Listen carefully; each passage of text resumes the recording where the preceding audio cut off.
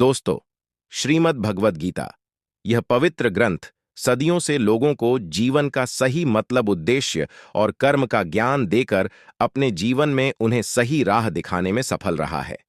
आपको जिंदगी में जो कुछ भी चाहिए या आपकी जो भी समस्या है, आप श्रीमद् भगवद गीता की यह 5 बातें ठीक से सुन समझ लीजिए। आपकी हर इच्छा पूरी होगी, हर मुश्किल आसान होगी और आपका हर दुख दूर होगा।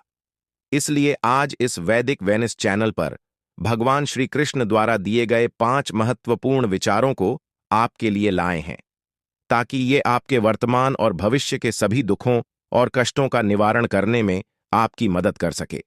गीता का यह ज्ञान अमृत से भरा है, जो इंसान के मरे हुए मन और जीवन में एक नई जान डाल देता है।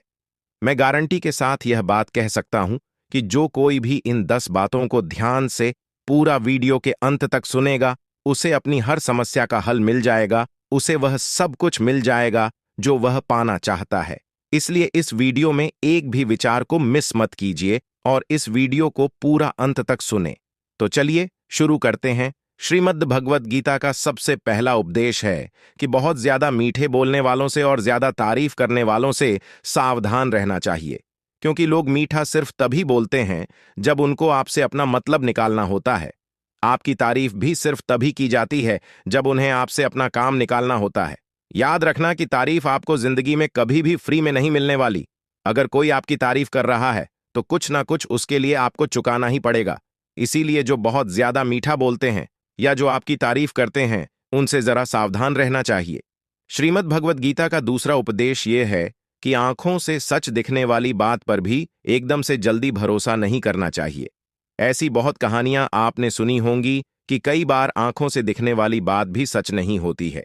इसीलिए भरोसा करने में अभी भी जल्दबाजी मत करना। गीता का तीसरा उपदेश यह है, हल्की आशा से कर्म करने वाले मनुष्य का मन कभी शांत व संतुष्ट नहीं रहेगा, क्योंकि उसकी लालसा हर नए शिखर पर पहुंचती ही रहेगी। ऐसे में उसका मन कभी संतुष्टि का आनंद नहीं भोग पाएगा। जो व्यक्ति फल की अभिलाषा हेतु कर्म करता है, फिर जब उसे उम्मीदों के अनुसार फल प्राप्ति नहीं हो पाती है, तो वह निराश और दुखी हो जाता है। भगवान श्री कृष्ण अर्जुन से कहते हैं, तुम स्वयं को मुझ में समर्पित कर दो, ईश्वर पर भरोसा रखो और निस्वार्थ, निश्चल, निष्पाप और निष्पक्ष होकर बिना फल की अभिलाषा के कर्म करते जाओ। तुम्हारा जीवन सुख और संतुष्टि से भर जाएगा। देखना, दुख कभी तुम्हें छू नहीं पाएगा और मोक्ष की प्राप्ति हो जाएगी। बार बार जन्म लेने वाले अनंत इच्छाएं मनुष्य को अपनी इंद्रियों का गुलाम बना देती हैं। जब हम दूसरों की चुगली करते हैं, तो हमें उसके भाग्य में मिलने वाले दुखों और कष्टों को भी भोगना पड़ जाता है। किसी के प्रति बुरी भावना रखना, बुरा सोचना, ईर्ष्या करना, बुरा बोलना, अपने धर्म और कर्तव्य का पालन न करने वाले कभी मोक्ष प्राप्त नहीं कर सकते। कर्म अच्छा हुआ तो फल अवश्य मिलेगा और कर्म बुरा हुआ तो दंड भी अवश्य मिलेगा। मैं भूत का, वर्तमान और भविष्य में होने वाली प्रत्येक घटना के हर परिणाम को देख सकता हूं। इसलिए परिणाम की चिंता छोड़कर अपने कर्म को निरंतर करते रहो। कर्म अच्छा हो या बुरा, वे तब तक पीछा नहीं छोड़ते जब तक वह कर्म करने वाले को फल की प्राप्ति नहीं हो जाती, यानी जब तक कर्म करने वाला अपने कर्म के परिणामों को पूर्ण रूप से भोग ना ले।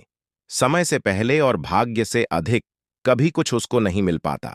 सामान्य मनुष्य सदैव सर्वश्रेष्ठ मनुष्यों को देखकर उन्हीं के आदर्शों पर चलकर उन्हीं के जैसा बनने का प्रयास करते हैं।